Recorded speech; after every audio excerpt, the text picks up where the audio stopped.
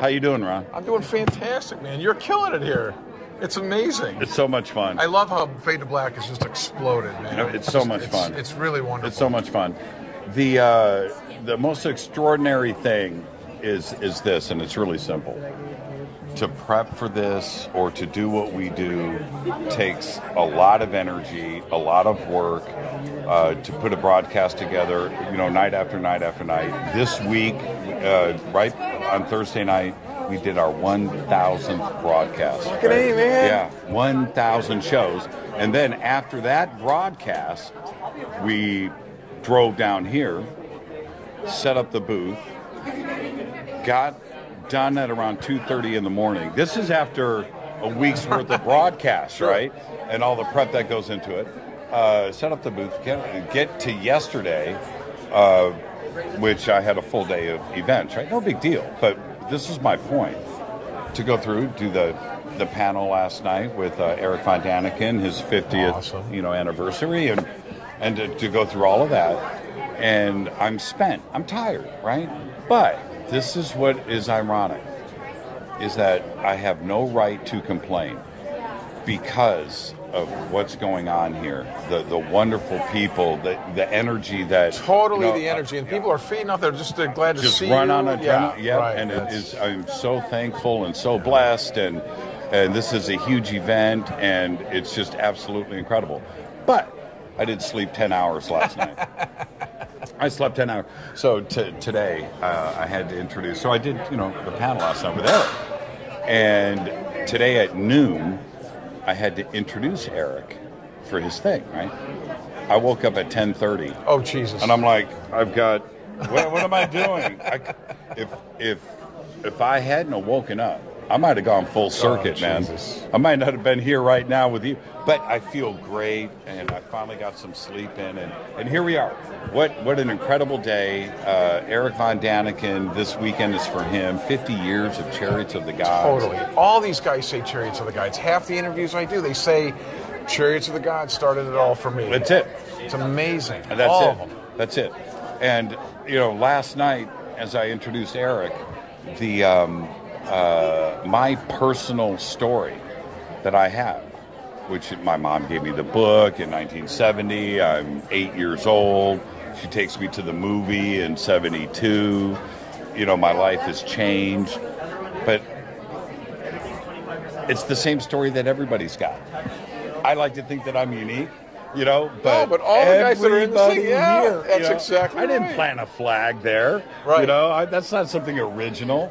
Everybody's got the same exact story. It's true. And that was the pivotal moment that changed everything. Was that book coming out? it was a totally pivotal moment. Yeah. And the special things about the book or the movie that everybody has, whether it's the Nazca lines or the tomb lid of Pakal or the Renaissance paintings, the famous thing that they used to have on the poster for it was out of Yugoslavia, which was that round sphere with a fire coming out of the back of it, right? And a little point on the front with a little alien dude on the inside with the controls, right? He's like looking out the window. Totally.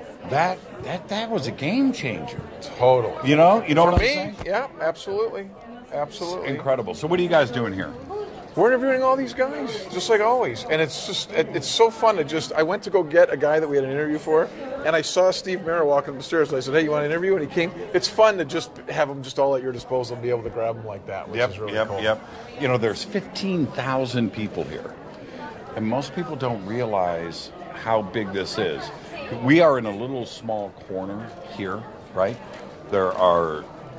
Oh, there's meeting nooks and rooms crannies, down the hall. yeah. Meeting rooms down the... Yeah. there's 30, 40 different rooms. You have the big ballroom downstairs. And how many speakers? 50 or 60 or yeah, something? yeah, It's crazy. And to support that, you need the 15,000 people here and each one of these rooms is standing room only. Yeah. It's incredible. It's absolutely incredible. It's great. I think this whole movement's growing. There's a lot more interest in this subject, which You is feel great. it, don't you? I do.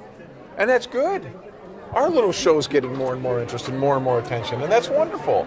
And as people have more interest in, it's really the History Channel thing, the Ancient Aliens thing really helps too. Yeah. That's what gets people hooked on that topic.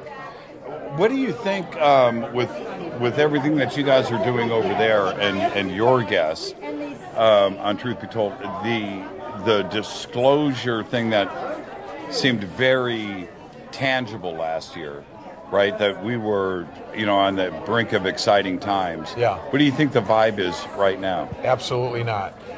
We had Stephen Bassett on yesterday. Right. And even he said with Hillary and John Podesta and all that, we really thought it was going to come.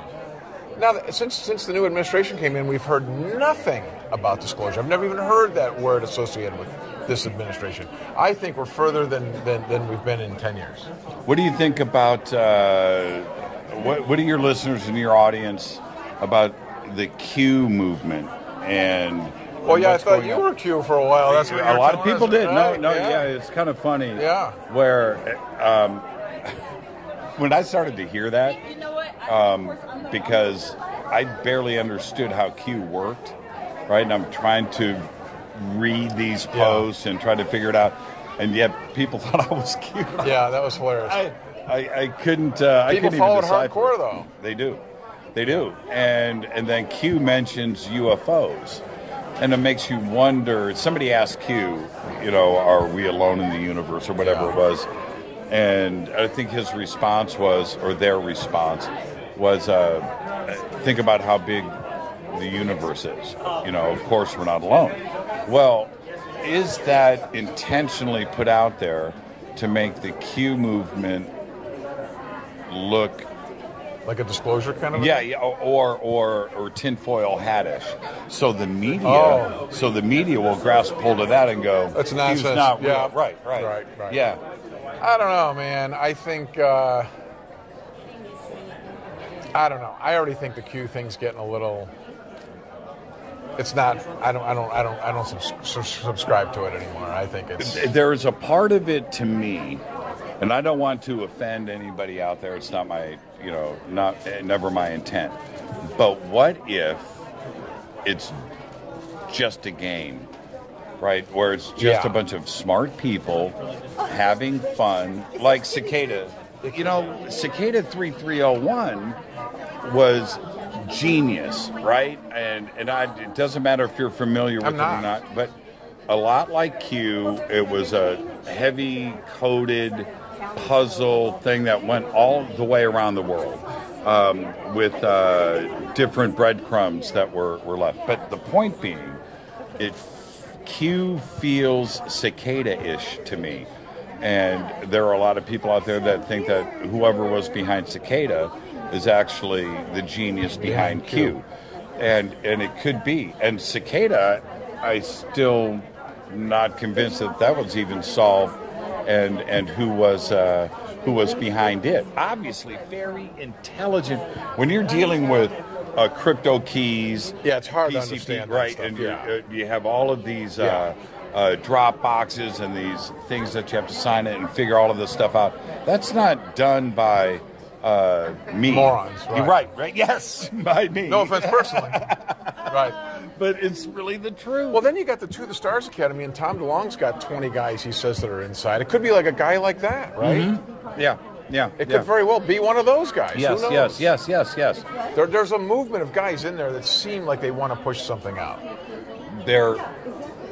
Okay. This is my overall take. And I don't like to offend people, but I'm going to offend everybody in one statement. Let's offend Tony Sweet first. Get that out of the way. How is Tony?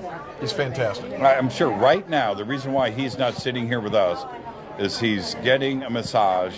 He's got cucumbers on his eyes. That's him. Feet in the drinking some herbal super strength tea. That's him. Some body cleanse. Okay, so Tony, love you. Is this forever? This community, not only the UFO community but the conspiracy community, was aware of and stayed away from trusting the man, the government. All right? That's it. That's the bottom line. And when you put an organization together, Tom DeLonge, where you have got members of counter intel, the MIA, the DIA, the DOD, the Pentagon, the CIA, billionaire institutions and money, and you bring all of this forward, black budget projects, and you bring all of these people forward, suddenly you're asking us to trust that? Yeah. Wait a minute here. Their gig, their job was to throw us off the scent. Their job was to spread disinformation. It could still be. And and so, look, let's give it a couple of years, but I'm not jumping into a jacuzzi and hanging out and you know what I mean? It's but we're not all that getting kind of party. impatient with it, though, because we got so excited that this thing came along, and we thought, okay, good, it's going to come, disclosure. Steve Right. Bassett's been telling me for 10 years, it's coming, it's coming, it's coming. Right. I don't feel any closer now. Right. That's the problem. Well, and you have to ask yourself the real honest question: why and why now? And I'm talking about to the stars and what's going on with that. And the other part of it is, and I like Tom. He's been a guest on my show, and he's a great guy. He's a great guitar player and great singer. And Blink-182 was the Shiznick, and all of that. But why Tom? Well, yeah, a lot of people say that. What is going on here? When he was on with me, and not on the air, but also privately, he said some pretty amazing things. I went underground, I went through security and guns and this and quiet rooms and men in uniform and all these things. Why you? I mean, that's why people are suspicious of this. Is it because he's gullible? Could be.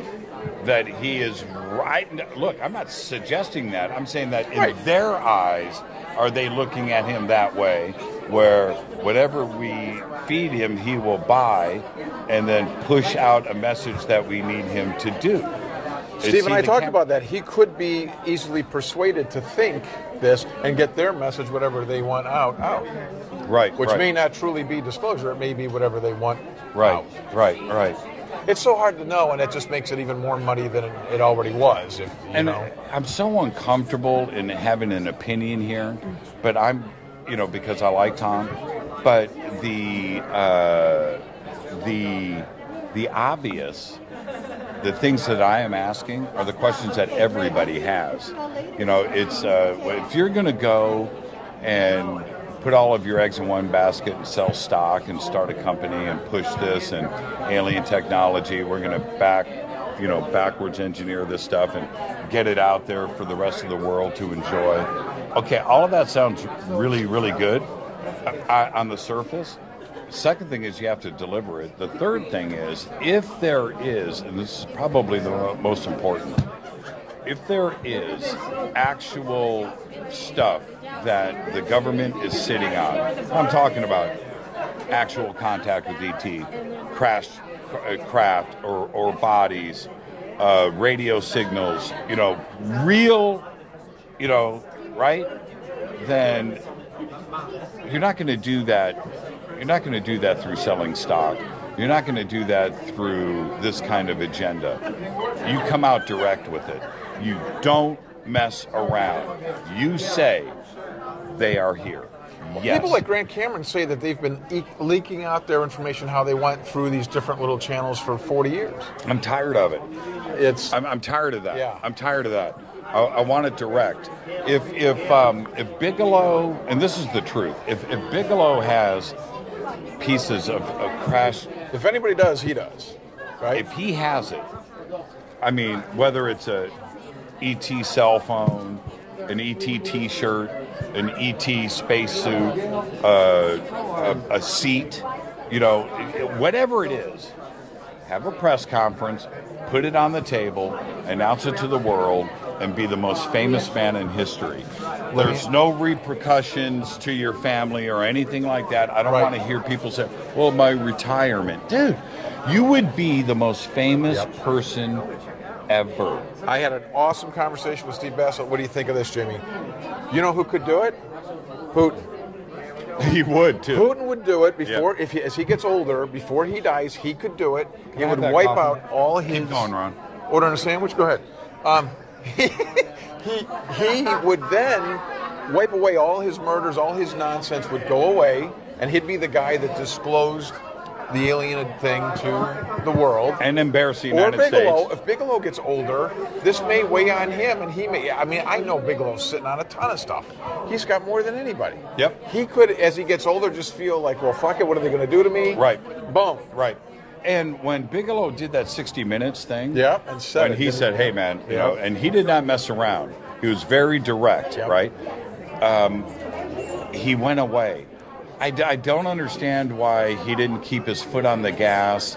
If you're going to come out of the closet like that, Yeah. I mean, like boa wrapped around your Sure. neck and come out of the closet and Right. be the grand marshal of the parade. That's right. You know what? Don't stop. And he did. It's kind of weird how, It died immediately after that. And- I never heard anything, and nobody else talked about it. It went away. and he's got the financial resources Yeah. to do whatever. 30 seconds? Unless- 30 seconds. We got to. How are the two of us going to wrap in 30 seconds? Let's wrap like We can't this. even order a sandwich. Ron, Good I seeing love you, brother. I love you so Thanks- much. thanks for coming on, Thank man. you. Love seeing you at all Thank these you. things. And I want a Truth Be Told T-shirt. What size are you? I don't Small. have 3X. Medium. Do you have a medium? Oh, look at that. Do you see that? I hope it ran out of time. Oh man, love you, Ron. Thanks, brother. Okay, thank you so much. Thanks, Truth man. be told, without Tony Sweet.